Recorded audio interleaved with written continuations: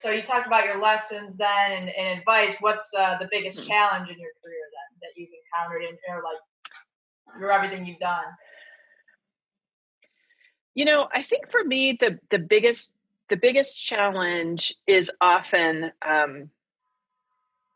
in at any stage of work that I do. That I like the idea of having a bigger umbrella, having a specific idea of what, like, how your life is connected to what it is that you're doing in your business. And I've always I the basic way I define success, my definition of success, is to enjoy your life while you're living it, like to actually really enjoy it, where every day to wake up grateful, to any decision that I say yes to, a podcast interview, a coaching call, or whatever it is, writing a book, that I truly am doing it willingly. Doesn't mean that it's not difficult sometimes, but that I'm doing it out of deliberate intention. And then also in the way that I spend my time being a mom and being a wife is in also making sure that my own the rhythm of work that I do, the availability that I have to my kids is also the way that I want it while they're here. Because now they're 12.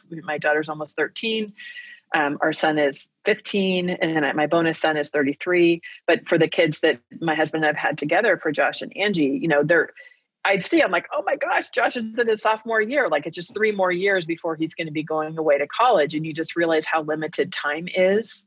And I think especially here in the quarantine, um, of just recognizing, like, I've so enjoyed being home. It's been the first time in probably 10 years. I've always had had an outside office for like the last 10 years. Some of it was because when the kids were really little and I was like writing my book and doing radio interviews and all that kind of stuff, they would be with our babysitter downstairs and like somehow escape, right? And like come upstairs. And it Yeah. was just really hard to be concentrating. But I've recognized, I've just really seen an experience through this time in quarantine of just how much I enjoy my family. I've always known that, but recognizing the precious gift it is to be spending time together, right? And so with that, there is that, in terms of the challenge, I think it's always the creative tension that sometimes I'll feel, where I can see peers of mine or colleagues that might scale their business to a different level, right? Or they may be producing more. It takes me about 5 years between books, and I have people who, finish one and they turn around and finish the other and hit the New York Times list. And, there's times where I can get caught up a little bit in that, like, geez, I'm smart too. Like, why can't I do that? But when I back it into being conscious about decisions that I make at any given time, it's owning the choices that I make. And especially now, there's just a lot of time where I realize I am so thankful just to be spending the time with my family. It's so wonderful to be having them around. To my daughter and I are going to go for a drive this evening. Like, we love just to like go for a drive, listen to music. There's like beautiful desert. Do you like that too? Yeah. So we do this. We I have to say, this is one of the reasons that inspired or how this whole song thing came up, because we have like our playlist that we listen to when we just go out and drive, that we turn on, and we'll just listen to music, and we'll talk about the things we're going to do and accomplish in like the next week. Like, there's literally days where it's like we'll get done working and she'll be like, let's go for a drive, and I'm like, let's go, and we hop in the car and we just do it. So I am with you. Like, it's so fun. And there's so much obviously that we can't do right now. We can't really be traveling to like exotic locations, but just to yeah. do something, like take a drive and to just feel what it feels like to be like truly enjoying life, and to be grateful, and to love your loves, as one of my dear friends and clients talks about. She tragically lost she didn't lose her husband. She always says, I didn't lose him, he died. She's like, we talk about losing somebody as if they're just lost and not found, but her husband died of a heart attack when he was across the country in a training conference. He was a chef. And so through that experience, I've just been so moved by her processing and just recognizing, as she's always saying, like, to really love your loves, to be present, to be appreciating, little doggies, as you can see behind me, Yeah. the humans in your life, your neighbors, to really be present for that is something that's true joy. And I'll tell you, I've had the great joy and experience of working with a lot of like really famous people, really rich people. I've been behind the scenes and just seen so much through my travels and the work that I've done. And there definitely are some people who happen to have a whole bunch of money and maybe be famous and are also happy. And, you know, Guy Kawasaki is kind of an example of that, who's down to earth, present for his family. But I've also seen a whole bunch of people who are on this incessant, just the treadmill where they're constantly looking for whatever the next thing is, never satisfied. In some cases are really terrible to each other. In other cases are, you know, just not being right, messing around on their spouse, or, you know what I mean? Just caught up in this whole life that we can admire and that we set as the standard for what it is that it means to be like a realized entrepreneur. And that's why I just try to really not pay attention to those things, to think about at different stages of your life and career. There can be very different decisions that you make, which is what I talked about in body of work. Like if your life is your body of work, at different stages, depending upon what's going on, you can make different decisions. So you could make a decision for a while to maybe not be scaling so much because you really want to be home and present with your kids. And then maybe, right, they get a little bit older, they're more independent. And then it can be a time where you feel like, all right, this is a time I want to jam out. I want to really focus my energy into building something that's bigger. But it's doing it deliberately and recognizing that usually what most people are after is just the general feeling of well-being, which is like what I have when I wake up in the morning and my husband brings me my coffee and my dogs are snuggling, you know, and then I go hug my kids. And it's like, that's it, man. That's it. That's like, that is it.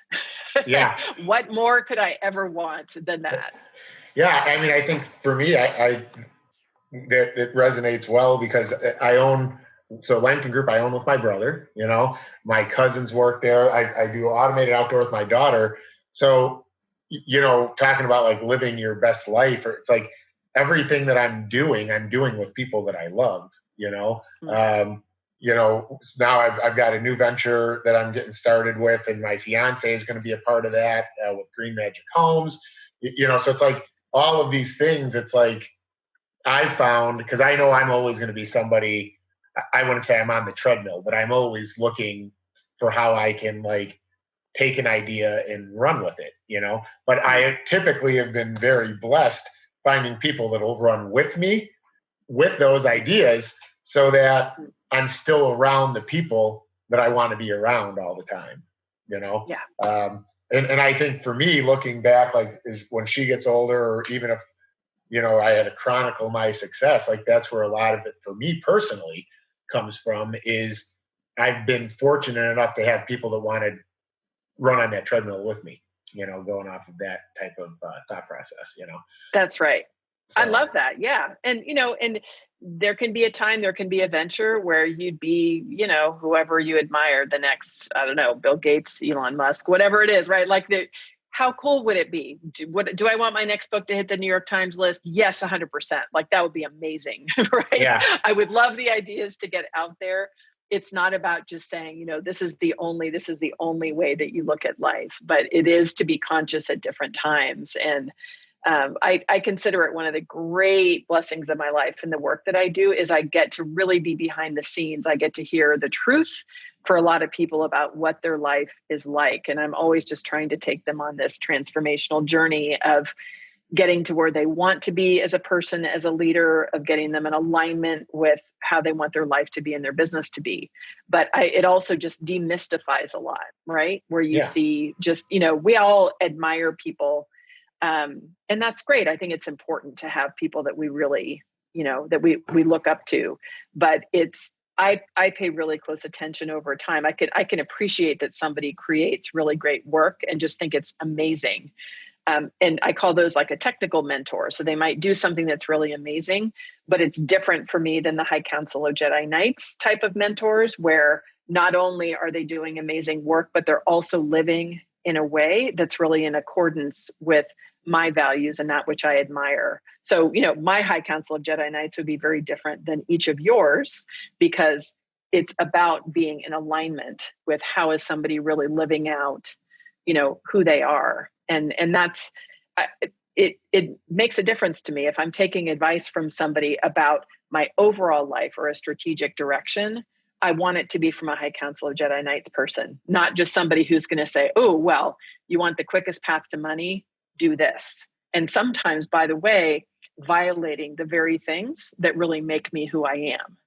It's funny. I have right now, I'm shopping my book out to publishers. So hopefully by next week, my birthday, actually, we should have an answer to see who will be my home for the new publisher for my next book.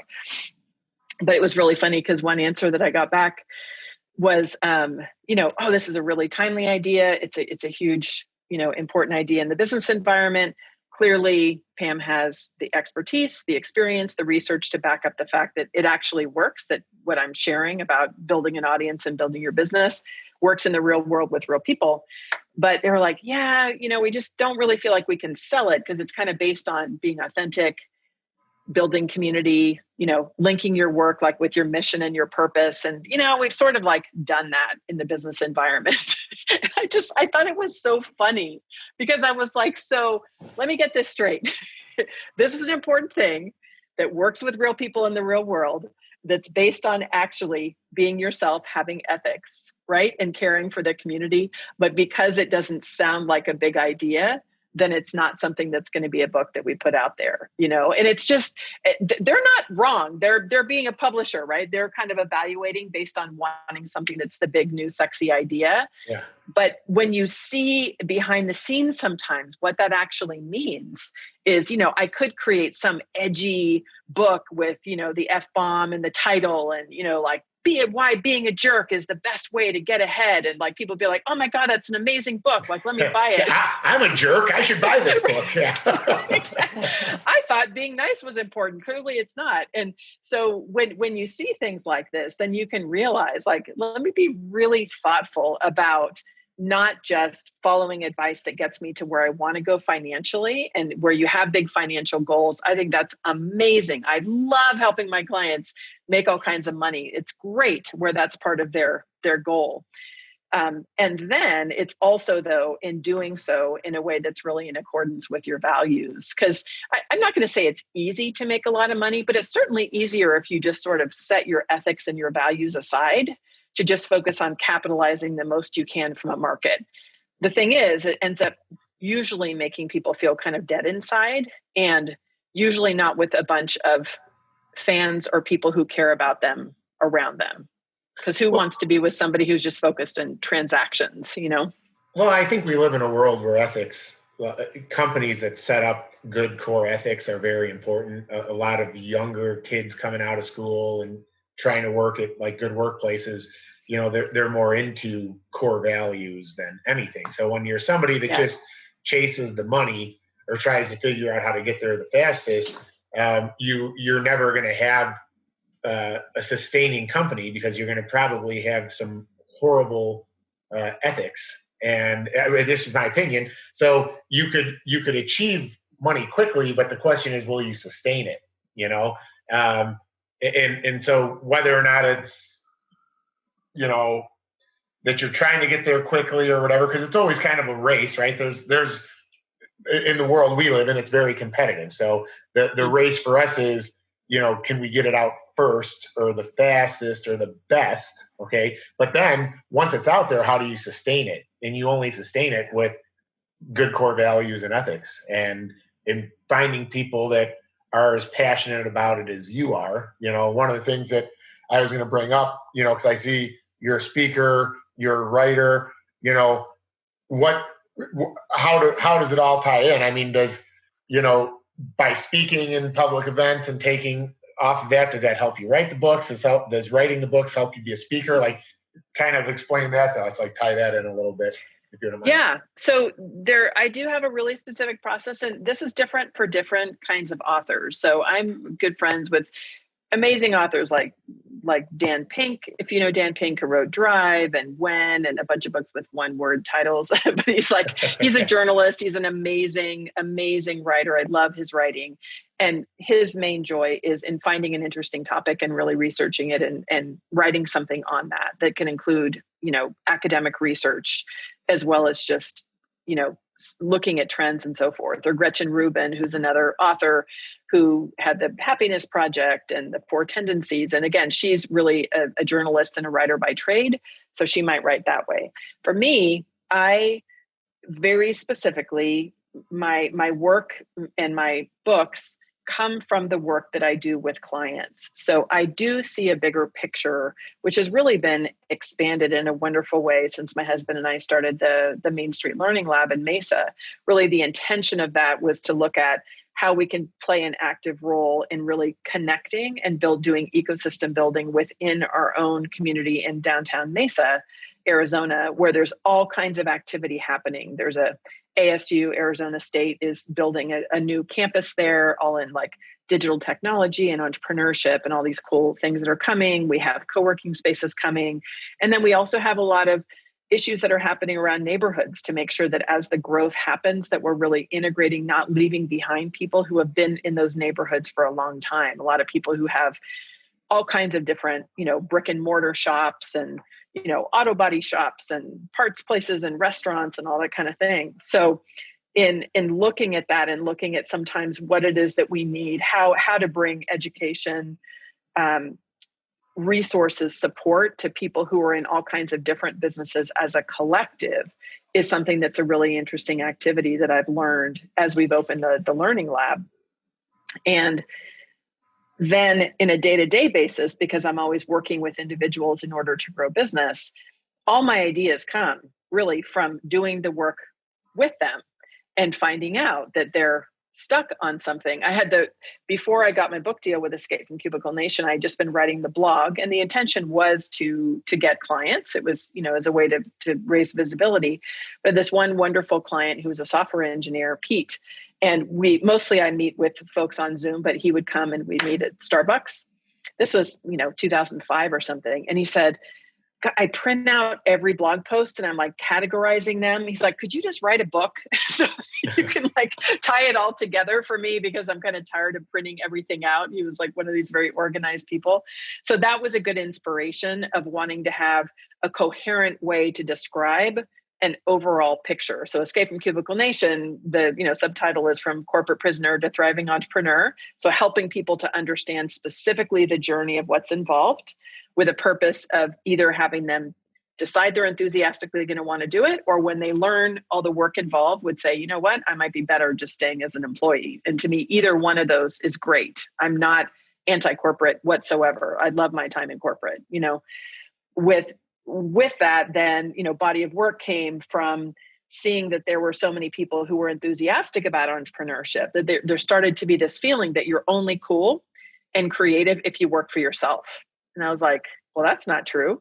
Yeah. My brother and sister-in-law are university professors, and they're pretty cool. And people are doing important work all over the place as employees. And by the way, what about the employees you hire to work in your business? Yeah. Are you saying that they're not actually cool and creative? They're not the as only cool one? as you? Yeah. Yeah. So that's where I said, how can I write a book that helps to create a structure for a career that looks at, regardless of what work mode that you're in, if you work for yourself, for somebody else, if you work for a nonprofit, government, you can look at your life as a body of work, and you can do different things and not feel like you just have to choose one particular career ladder or the other, because that's what I saw people struggling with.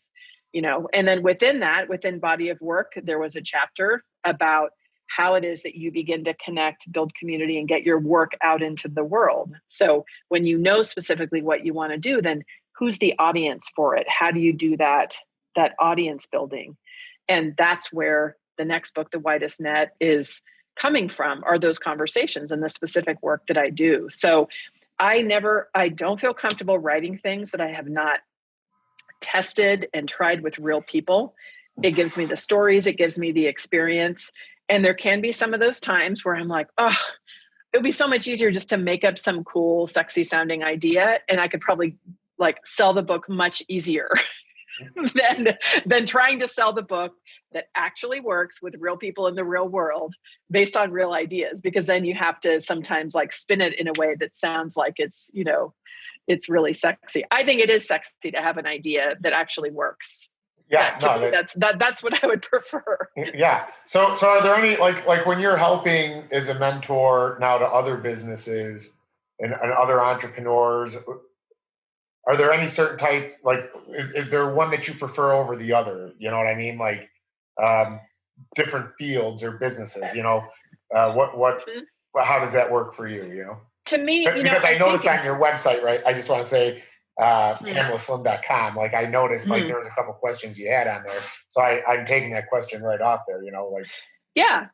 I mean, to me, given a lot of my earlier roots of being somebody who is definitely interested in positive social change and, building an equitable world, I get excited when I'm helping to build businesses that either are contributing in a substantial way to creating new tools or resources or, frameworks to really help the world be better and stronger and healthier. So I'll work with people like doctors that are doing really interesting, breakthrough research on the brain and ways that we can, live in a more effective way. I work with a client who's a data scientist who wants to reduce bias in the way that data is collected. So she's created this whole new process and training called We All Count, where she's training people, that work at all kinds of organizations about how to reduce bias and data science.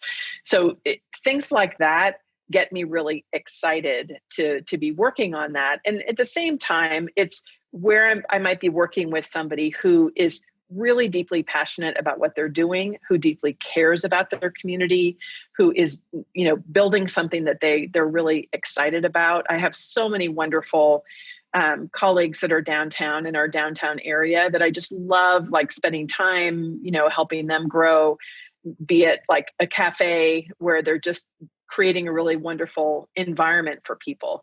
The theme, I think, for all of it is doing something that makes a positive change on different levels of scale, right? So I've worked on big scales with people like Susan Cain, who wrote the book Quiet, to launch her Quiet Revolution, which is helping to, have people better understand the power of introverts. But it can also be somebody who's working on a very local scale and is wanting to do something that's really important. If I look at the businesses that I know I just tend to give a pass on, not because they're horrible people or anything, but if there's a business that's just purely transactional of just, hey, how can I create an online business that just my main only focus is just how I can make as much money as quickly as possible, it's just not really interesting to me. I'm like, there's plenty of people who are super great at that, who will get really nerdy about, analytics and Facebook ads and so forth. Like, I love online marketing, don't get me wrong. But if the only purpose of the business is just something like, how can I just choose something that I don't even really care about in order to just make a bunch of money, or to have a kind of business that's very transactional.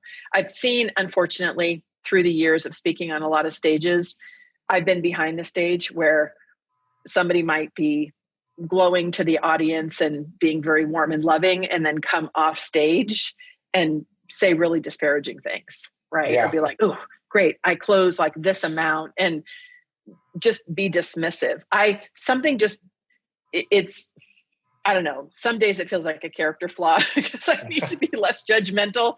But if I see somebody do that, like ignore a fan who is so excited to come see them, who's like overwhelmed with enthusiasm because they follow their work, and just to see them dismiss the person or, say something disparaging, my respect just immediately drops. I'm like, you don't realize every single person who respects and admires your work deserves respect. And if you don't love the people who you're working with and who you're serving, I feel sad for you. Yeah. I feel pretty sad. Yeah, that's well said. And I agree. There's some people that put on a good show, but you when you see their true colors, sometimes, unfortunately, it can be off-putting. So I don't think you're being judgmental. You're just being your eyes are wide open. That's all it sounds like. I'm being judgmental. I call it. You're owning it. You're just like, screw it. I'm judgmental. I guess I We're am all too different. sometimes. Then. I'm discerning, and it's an example. It is not. People have different sets of values. So what I want for people to find the mentors, the resources, the communities that serve them, that are really in alignment, right? Not fighting to try to like pull somebody over to my side, because it never works. Like, it's better that they go somewhere else. Of course, as long as somebody's not actively harming others, right? There's things that we just need to stand up, of course, and stop from happening. But in general, if somebody's like, no, I just want to make as much money as quickly as I can, I'm like, that's awesome. Like, let me refer you to somebody else that can help you to do that. Yeah, I think that's one of the things we're fortunate with what we're doing, because, with doing automation, we are, I think, helping businesses that have a labor issue. We are reducing carbon footprint. We're attracting young people, because younger people are like technology. So one of the things that I think her and I, why it's so easy to be passionate for us and about our business is, it's more than just trying to make as much as we can quickly. We can see the impact that we can make. And this is, kind of why I asked the question, because, it's like when I saw online, I was thinking, man, I could probably utilize your services to help us scale our business, in these local areas. Or in all the other local areas, because right now we're in the Chicago market, basically, so. So that's why I asked the question, you can always hit me up, of course, but like I said, it's more, it's about, the quality and the reasons for being in business. And that's the thing about small business, which is amazing. And I think it was a 2016 SBA study said that small business, by their definition, which is up to 500 employees and $10 million in annual revenue, creates 99.7% of all new jobs. Yeah. Right. It's 54% of the non-farm US GDP. So when you look at what a significant role that we play, it's funny because when we talk about business in the news and so forth, we're really just talking about the really big players and really big organizations. And again, they're important parts of our ecosystem. Like, I do not hate on them. I work sometimes with, in partnership with larger companies that tend to serve the small business market. Yeah. But, I've seen so clearly in the last 4 years of work that we've done on Main Street, like what it means when you can create a downtown where people can come. It's very like Norm and Cheers kind of thing, right? Where it's like you walk down the street and people know your name and you feel welcome, and you can go places where you feel like you have a sense of belonging. Like that's so meaningful when you look at then what it means for families to grow up there and to, build the connection. People are making a good living. They're growing their business as they feel connected to a community. I think it's just it's the best thing ever. I really love it. Yeah, I think that might be the only good thing that could come out of the stuff with coronavirus right now is, since people can't interact as much, they're almost longing for the interaction that they were taking for granted until we couldn't, And now I've even seen community wise, there seems to be this push for like having more self-sustaining communities, like things have almost pulled local, like again, because people want to support that local restaurant that they can see is horribly affected by being closed or running at 30% capacity or 50%, depending on the local ordinances. So, sometimes I think every now and then we need the little reset button to kind of put things back into perspective, So I think so too. And and hopefully we also need to help each other to get through it, because people have been so differently affected by it that, it goes again, like when we know each other and we know how we can innovate and in order to get through a hard time, that's really important. Yeah. Well, in closing, so what's one of the things that you want to be most known for as a person then, for you, legacy wise, it's really funny. I always tell one of my clients named the relationships that are formed by people who meet through me. So I've had either through work that I do online, I'm very often introducing people to each other, or if I, run live events, people come and they meet together. One of my clients, Kelly, called it the Pamely. So she said, "Oh yeah, I met through the Pamely," which sort of sounds like a cult, which is why I'm like a little hesitant to share it. I'm not a cult leader. I'm a very like non-controlling cult leader. But I love that. Next year is going to be my 25-year anniversary, and where all goes well, it also will be the time where my book comes out, like in late August or September. 25-year anniversary of my business, 16-year anniversary of my marriage. So one of the ideas that I have is to be highlighting 25 of the relationships and connections that were formed by people meeting each other through the work that I have done. Because when I sit back and look at it, I'm like, oh my gosh, that's right. I forgot that I introduced like, Mike and Brian, who have now become like dear best friends, and their families are all connected, or people who started business ventures together. So that to me is really, I feel like my greatest accomplishment, is first just creating the kind of home and family where my kids feel loved and honored for who they are, and growing up in a happy home, feeling like they have lots of aunties and uncles, which they do, right? Navajo culture, you call a lot of extended relatives, aunties and uncles. And so they literally have like the greatest circle of people around them who can be supporting them on their journey and helping them to do, what they need to do. And then also to have that feeling that because of the work that I've done as a community builder, I have connected people, ideas, resources, right? Made things happen. It goes to a quote that I think I also wrote down in my exchange year, which was from Lao Tzu. And it says, the greatest leaders, when their work is done, the people say, we have done it ourselves.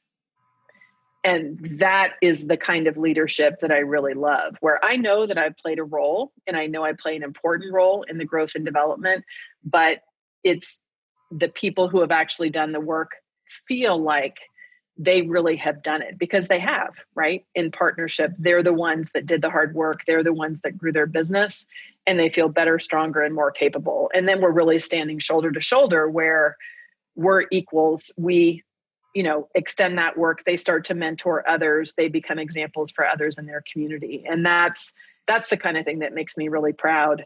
I have that based on all the work I did in Capoeira in San Francisco for many years, who worked with a lot of youth for teenagers, and they had come from some just really difficult situations they had to live through. Now around the country, there's a lot of those kids who own their own martial arts studios. And like that to me it's the best, right? There's nothing better. I feel so proud of the work that I did to help support them in their development, because they became more independent as a result. So I think that's what I would want for my legacy. Awesome. Well, we'd be happy to be part of the Pamely cult. So hopefully you are part of the Pamely. So good. Yeah. So hopefully when you hear this on playback, you're happy with the outcome enough to share it and get us in the family. And, absolutely. I would love that. Yeah. And then last, do you have any, advice, if the 20-year-old you to give to my daughter, being a 20-year-old young woman, entrepreneur already, COO at a very young age, any advice to give her, for me? Yeah, absolutely. Well, I think I'll give it to her this time, because I think that, really it's a lot of people will ask me the question of, like, what do you regret, or what would you do differently? And I made a lot of decisions that were difficult, had difficult consequences. And part of it made me who I am. But I think to really develop a trust and understanding for your own instinct, and to be very open to always learning, having the growth mindset. If you've read the book Mindset by Carol Dweck, it's a great book. It's really looking at, how you can constantly be looking at, being curious about things, being open to change, like being willing to change your point of view, where you can find something that is like a kind of better thought or approach. But my friend Bob Sutton, who's a professor at Stanford, says he has strong opinions held weakly, which I love, which means like, you can trust your instinct, and you can have a lot of people saying, okay, here's what you should do. Like, if you want to be successful, you need to do X, Y, Z.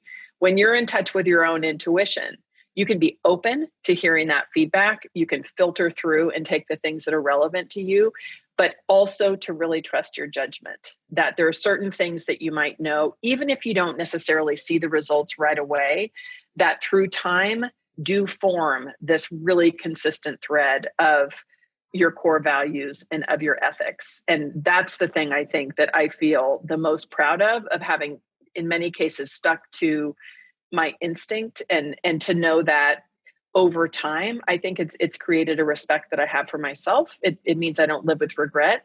And it also means I've had long-term relationships. So, it's not that you always have to just be walking around saying, no, I'm right and everything I do is right. You want to be open, you want to learn.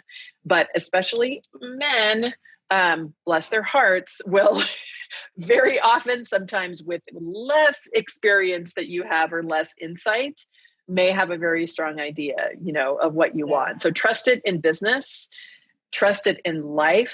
I have no idea if you have a person in your life right now, but for your person, whoever your person is, don't settle for anybody less than somebody who just really loves you for who you are and whose main objective is to grow themselves and also to support you in your own growth.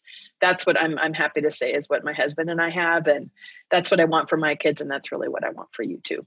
Yeah, thank you. I appreciate all that. I think that's actually great advice. And yeah, that was. Yeah, I'm not one to take advice from people and just shake it off and not implement it. So I'll definitely implement that into everything I do. So yeah, I appreciate that. And I have to let you know, I actually had told her it's a goal of ours, and you might hear this in future podcasts, that when we bring women on the podcast, I actually want her to be the primary interviewer and me just sit back and listen. And one of the things that we're working on together is she's like, Dad, you have to let me do this in my own time. So when she asked you a question today, I was like, yes. That's probably the first question I've asked in the 6 pot. Well, the 2 were us, but the other 4 I haven't. I don't know. So you made her comfortable enough to actually do that, and I thank you for that. And also I should let you know that Julie and I know a lot of people that listen to this podcast are going to be avid readers, and I look at myself as a personality, and I always I love talking and I love listening to people talk. So I need audiobooks. Not that I can't read, I just never take enough time to read something. So all your books, Same. I've been actually writing them down, and hopefully they're in audio form, because they are good. Because that's what it takes for me to do it. It's one of the things that I've almost wanted to push or advocate for schools, is to realize that sometimes if somebody doesn't want to read, it doesn't make them a non-intelligent person. They just don't have the capacity to sit still for that amount of time. It's one of the things that I almost want to get across on this podcast. I always say, my best thinking is in my truck, because it sticks me in a place and forces me to stay there, I'm with you. I resisted for the longest time. I used to love to read growing up, but I'm a big advocate for audiobooks too. So Body of Work, I narrated Body of Work. I didn't narrate Escape from Cubicle Nation, but it's a professional narrator. So maybe you could start with Body of Work, but I would definitely have an audio version of my next book when it comes out. And then when I love Chicago. My best friend's originally from Chicago.